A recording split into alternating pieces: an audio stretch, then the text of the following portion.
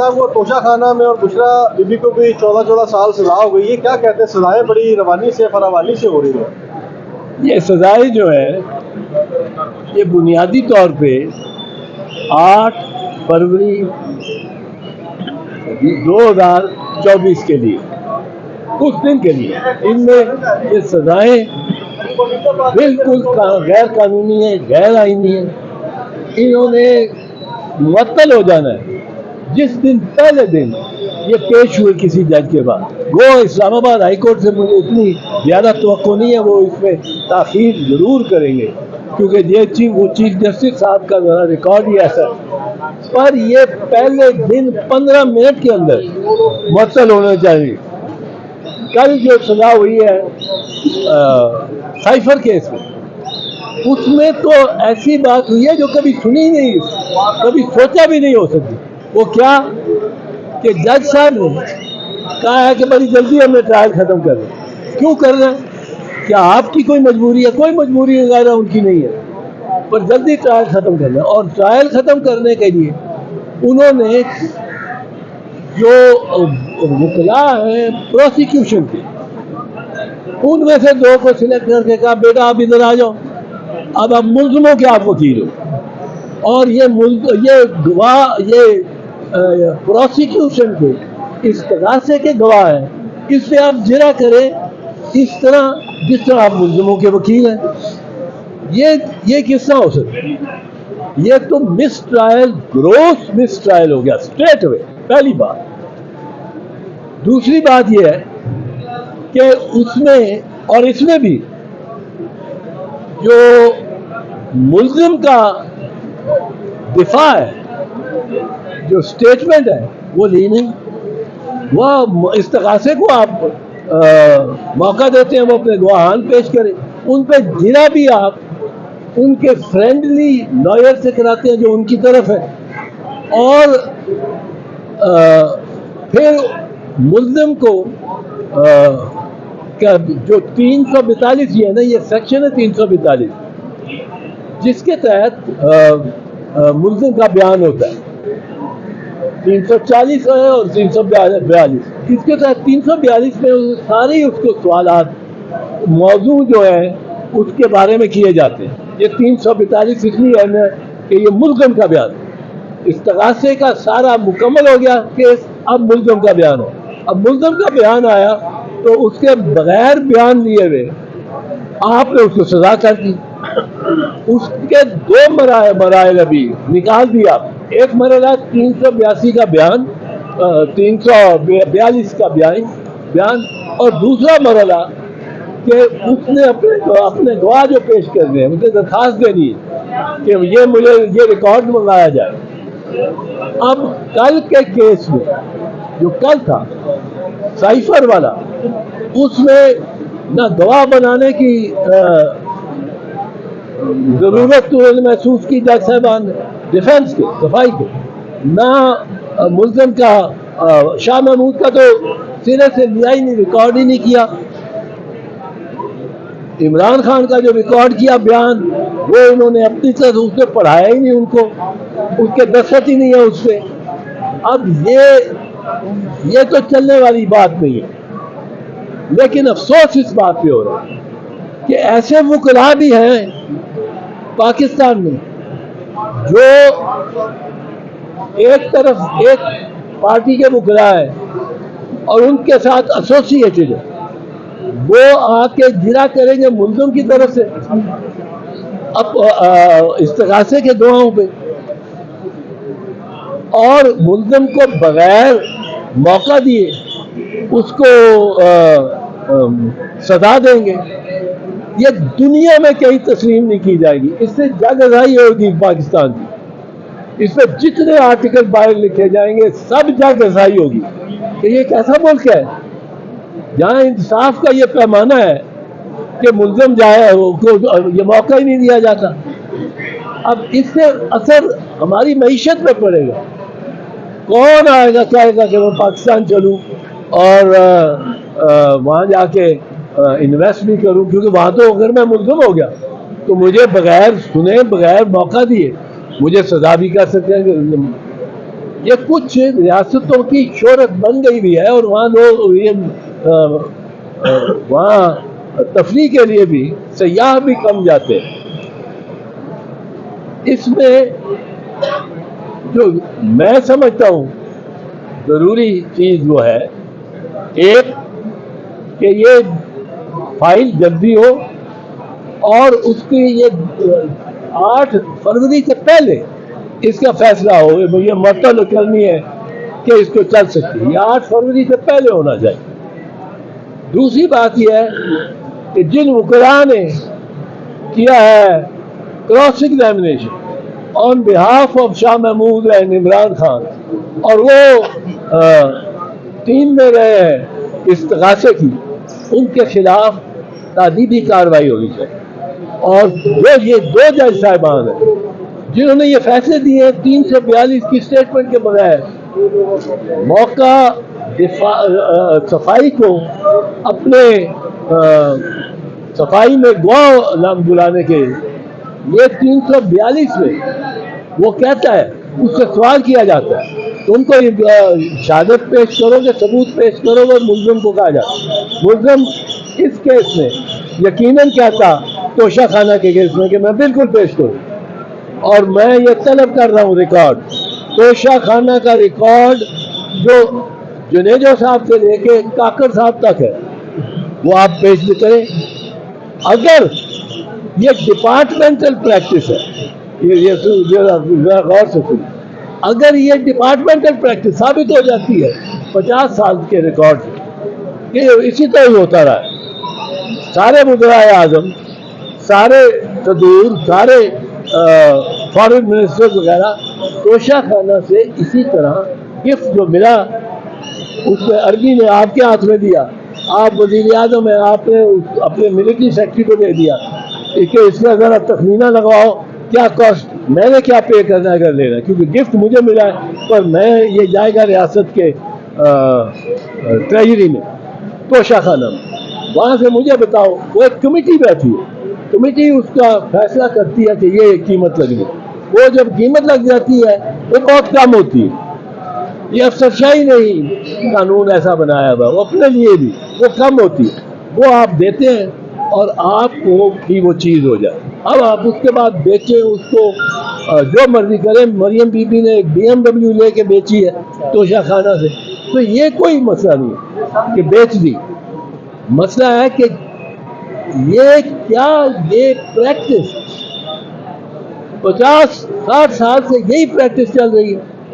अगर यही प्रैक्टिस चल रही है तो फिर आप मुल्ज़िम को फौजदारी में सजा नहीं दे सकते।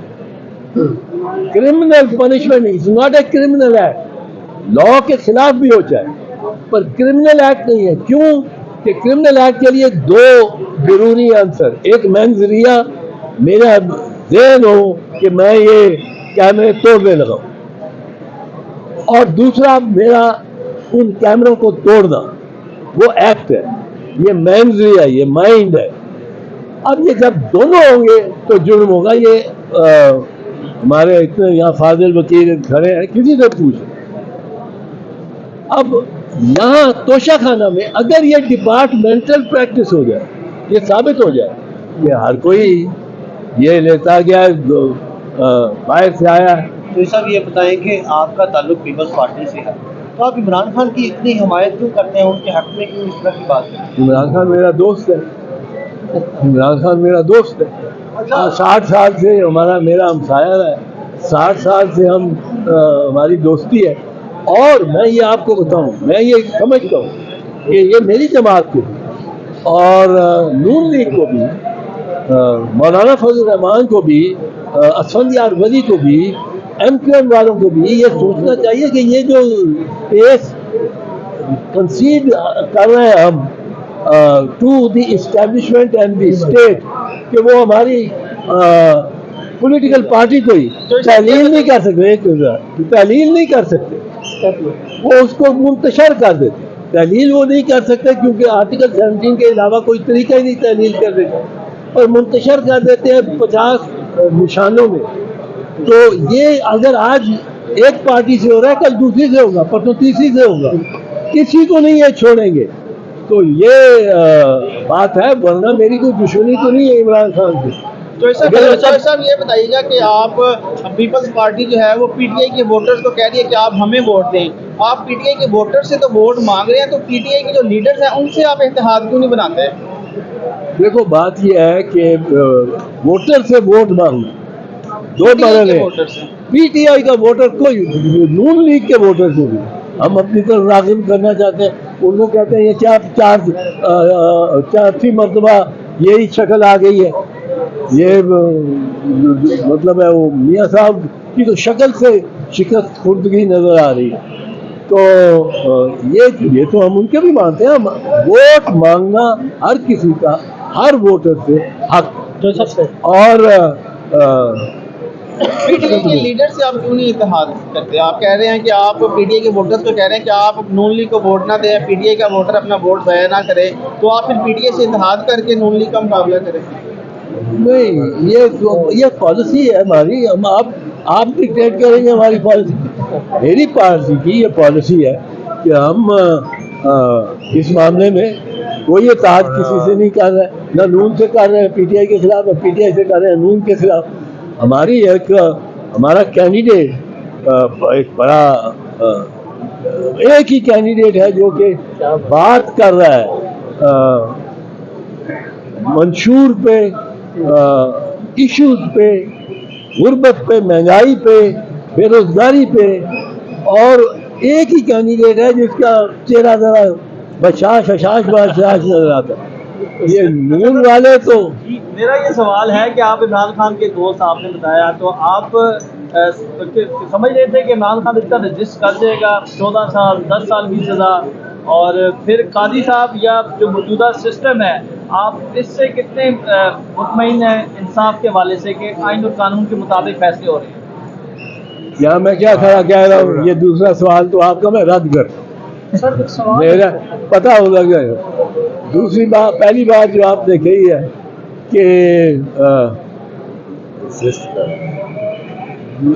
दोस्त को क्यों कर रहा हूँ, मैं समझता हूँ कि जुल्म, और ये तो शरीयत जुल्म है ना। आप क्या आप समझते हैं कि इस्तिगासे का रिकॉर्ड करके, सारे इस्तिगासे का मौक़िफ़ और दुआ और रिकॉर्ड आप वहाँ से दोनों केसेस में, जब सफाई का मौका है, सफाई मुल्ज़िमों की बात करने का है, वहाँ उन्होंने ख़त्म कर दिया ट्रायल और सजा दे दी।